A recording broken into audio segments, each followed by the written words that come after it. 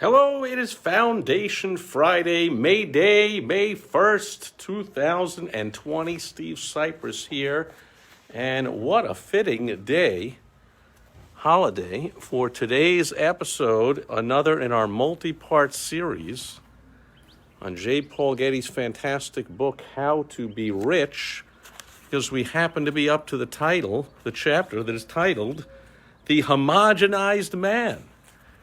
This is the chapter that is all about the ills and the dangers of the ever-growing big government and big business society that we live in here in America, that makes it tougher and tougher for someone to be an individualist, like Getty himself, and hopefully like you watching my videos, you ought to be an entrepreneur. Maybe you're just a business owner, and you are okay, you're not really a renegade, and you just want the phone to ring and you want to be self-employed and go do work. But you do want to be your own boss. So really, everyone watching this, you really ought to be, can't stop it, so I can't say anti, but you really ought to be not happy with the ever-growing, creeping, unstoppable growth of big business and big government creeping in on everyone's lives, as Getty puts it.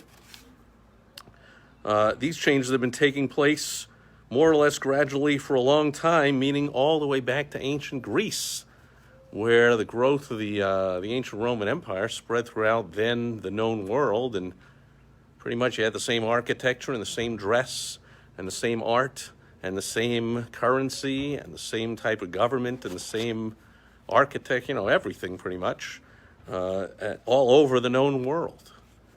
And then it went away for a time, but for the last few hundred years, it's definitely been back, and there's really no stopping it. And Getty even says here that a lot of the, the structure of society is necessary. We've got an ever-growing, complex society, so some structure is, of course, necessary. I mean, how can you defend a country with all the enemies that the number one country in the world is going to have? We've got to have a military, which means a lot of structure and formation. We got to have borders and got to have rules to govern a complex society, so everyone else isn't just out there stealing everyone's property or doing whatever they want, killing people just because they feel like it.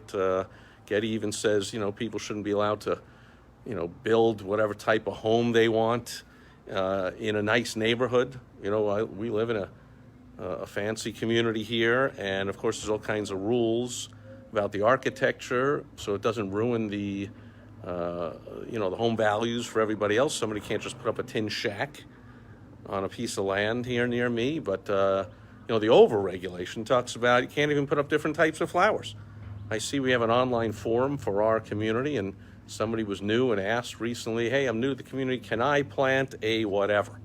I couldn't tell you what one flower is from another. And the answers came in, oh, yeah, no, you can't do that. No, those types of plants, no. Go here, click here, go to this website. Here's the list of approved whatever. So, Getty talks about some structure is necessary, but the overburdening regimentation of society, well, that's just defeats the human spirit. So hopefully, and we are experiencing it right now. First of all, it's May Day, socialist holiday. Let the workers unite. And go on strike against the big bad. Let's demand that our employers pay us a certain amount, because we don't want to make ourselves more valuable and therefore earn a bigger paycheck. We just want to do the same thing we've always done, never better ourselves, and just demand a better paycheck. Wow, that's tough, but as Getty points out, it ain't going anywhere. So he says, I consider a lot of these requirements are necessary and beneficial because we have a complex civilization. Unrestricted hunting would quickly wipe out all game animals. Unlicensed drivers would greatly increase the already appalling slaughter on our jammed streets and highways. An individual cannot be allowed to erect a slovenly shack where others have built fine homes, nor should he be allowed to operate a boarding house that's a fire trap or a menace to the health of its tenants. On and on and on and on. The nation's security in a troubled world depends on its armed forces, hence the need for selective service. That was the draft back then. And I love this part. It says government, law, control, and regulation, and even concomitant bureaucracy are essential if a nation of 190 million people is to exist and function without utter chaos and eventual destruction. 190 million people about 60 years ago, in the early 1960s, well, 55 years ago. 190 million people. It's nearly double that now, like 340. So, of course, still need lots of structure.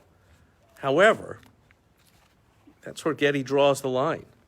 And he talks about how business, it's not just government, government leads the way, of course, but business firms that establish their own bureaucracies and individuals who strive to be conformists are merely floating with the tide that is carrying our society toward final top-to-bottom structurization. There's plenty of people that, look at what's happening now with this pandemic. People value this false sense of security and safety, where there really is none, over individualism and opportunity. So I'd rather just shutter myself in and make everybody else shutter themselves in, shelter in place, lockdown, house arrest, whatever you want to call it, because I am afraid of coughing a little bit. And sure, some people, not as many people as car accidents or cancer or famine, but some people will die of the virus. Let's see if we can avoid anybody getting sick and ill from the virus by destroying the entire economy and taking away everyone's personal freedoms. Guess what? No, you can't. But there's a lot of people that would like that. So that's the old, isn't it the Ben Franklin quote? Like, someone who thinks they can trade freedom for security deserves neither.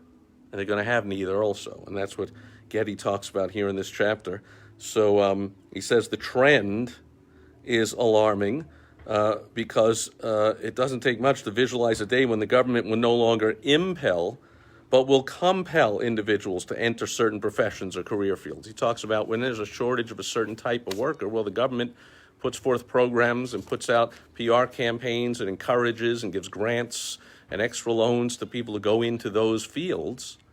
Well, he says, it isn't a far cry till someday, like you see in science fiction movies, out just comes a punch card after you take your your aptitude test during your school days, and the government just decides, we're going to plug you in here, that's your career, that's your job, take it or leave it.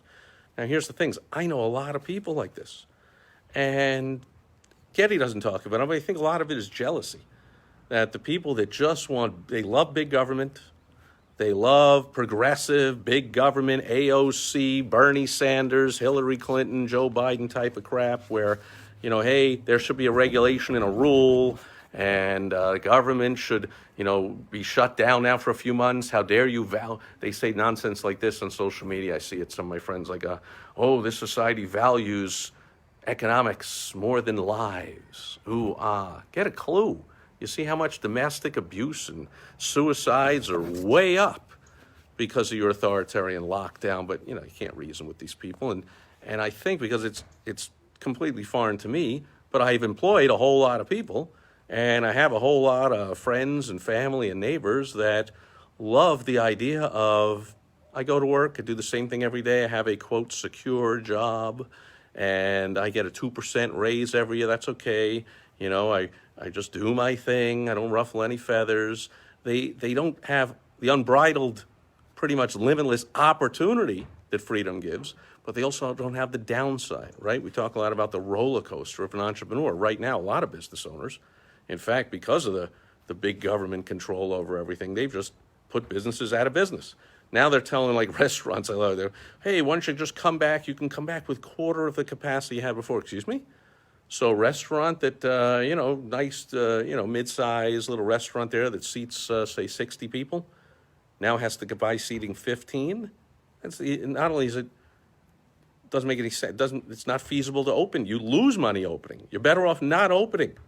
And therefore, all those employees stay unemployed, and all the food goes and rots and goes to waste, and everyone goes, food is being wasted, Trump sucks, and whatnot. Like, get a clue. You shut down restaurants, guess what? I see that the meat packing places are going like, 3/4 of the cut of the animal are not being bought because those are always bought by restaurants. I mean, how many people do you know that are cooking filet mignons at home? Yeah, not a lot of people. Those were all bought by restaurants. Well, you close down all the restaurants because you say non-essential, and guess what? Therefore, the rippling effect puts a ton of people out of work, puts them in poverty, causes suicide, causes domestic abuse, causes depression, and on and on and on. But of course, that's what the people that love government and big business ruling everything, they actually love that. They love the dependency on the government. It's up to us to be the renegades to fight it.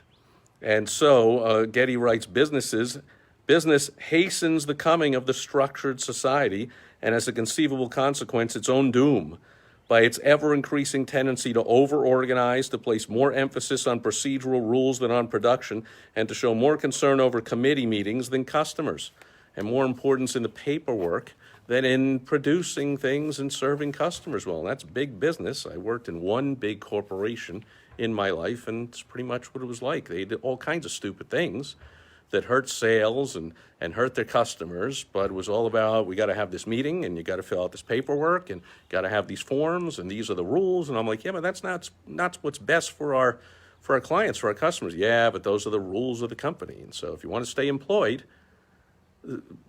read between the lines, what they were saying was, if you want to stay employed here, you need to not do what's best for the customer. What the heck? Government is the same way. And so at the end of the chapter, Getty says that the would-be individualist, and again, hopefully that's you watching this video, Sid is here, hopefully that's you, will carefully examine his motives for wanting something and ask himself whether he is making his choice because it is safe, secure, and easy. He will strive to accept or reject so that he will maintain as much mobility and personal freedom as possible. He will understand that however high the price of courage and self-determination, the rewards are ultimately far greater in terms of personal satisfaction than can be attained by passively permitting himself to be trundled from infancy to decrepitude by governments and institutions, which may indeed wish him well, but which throttle his individualism. That's the old Obama cradle to grave. Oh, don't worry, the government will take care of you, cradle to grave. Yeah, that's the problem. That destroys the human spirit. Humans weren't meant to be like just a cog in a big machine because a big government or a big company believes they know what's right. And it's amazing to me when otherwise intelligent people actually champion that stuff. I think it's out of jealousy. I think they're just jealous for the individualist, and they wish they had the nerve, and they wish they could take a risk and go for a big reward. But they can't. They're meek. They're conformists. So they want everyone. Misery loves company. They want everybody to be miserable, and they want universal this, and what is the new thing, that universal income, and everyone to pay the same amount and get the same thing, and everyone be in the same misery. Hopefully you're fighting against that.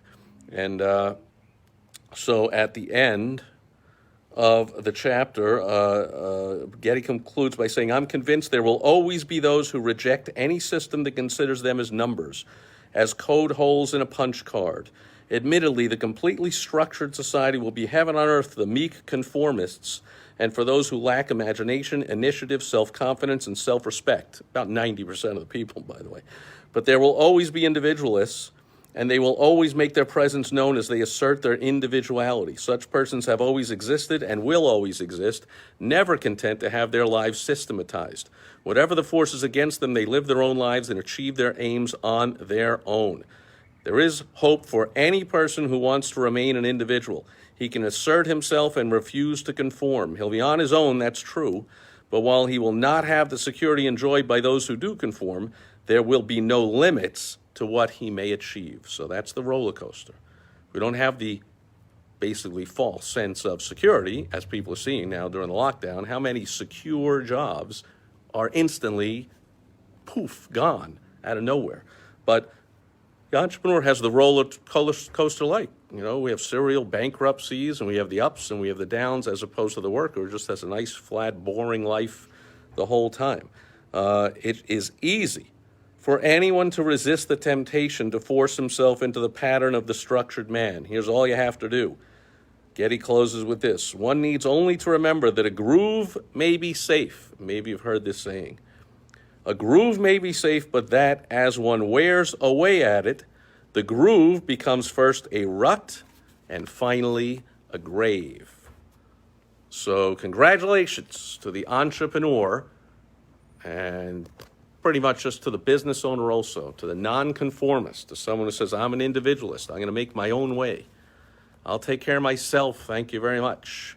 I refuse to go around and around and around like a stylus on a record in a groove, or walking around on the ground in a groove, because eventually that becomes a rut. You can't get out of it. It's miserable. It's always the same. The view never changes. No opportunity, nothing interesting, no excitement, and life has passed you by, and then that rut becomes the grave. So I forget who said it, but I heard the saying that most men die about the age of 25, and then they just walk around, basically like a zombie the rest of their life. But they give up early in life, and they take the corporate, big business, big government job way, which is, again, 90% of Americans. Hopefully you are not one of them. That, yet another fantastic, timeless lesson from the great J. Paul Getty, How to Be Rich.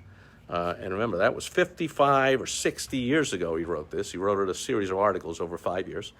And even back then, he said there's no stopping the creep of big government. It's taking over that was way before Obama came along, way before Bernie Sanders and AOC. It was already happening. There's no way to stop it. However, we can still fight with everything we got, and even though the government is trying real hard, mayors, governors, president, health officials, are trying as hard as they can to be authoritarian and make arbitrary rules and take away all our freedoms, we can still fight to keep them, at least for now. Maybe someday, no, it'll be like one of those horror science fiction movies where everyone is just a cog in a wheel and walks around like a zombie and all eats the same thing, dresses the same way, told everything what to do. Thankfully, I believe that's a long way off, and it is for all of us who take Getty's advice and fight for at least other people, quote, choose it. They don't realize they're not having a choice. They're just succumbing to it. But we're fighting against it. So great message for May Day, the socialist holiday, where it's people celebrate, I don't want to work hard, I just want to get paid as hard as everybody else. I don't want to produce as much. I don't want to produce more to get paid more. I just want to demand more because, I don't know, if I followed AOC more, I'd know what to say, because that's just the way it should be. I think that's the kind of nonsense they always say. That's the way a society should be. Yeah, no. And of course, never for the leaders. AOC is hardly a conformist. She's a renegade, and yet she preaches nobody should be a renegade. Everybody should be equal, a cog in a machine. Notice how Bernie and AOC and all the people that espouse socialism, they're not social. They don't want to live a socialist life. They want to have all the wealth and the power. They just don't want you to have it. Hang in there. I'll keep coming to you, keep coming with the message of the nonconformist, renegade individualist who lives a life of opportunity, not false security. That'll do it for Foundation Friday, May Day 2020. We'll be back again tomorrow on Social Media Saturday, and I will catch you then. Over and out. Bye-bye.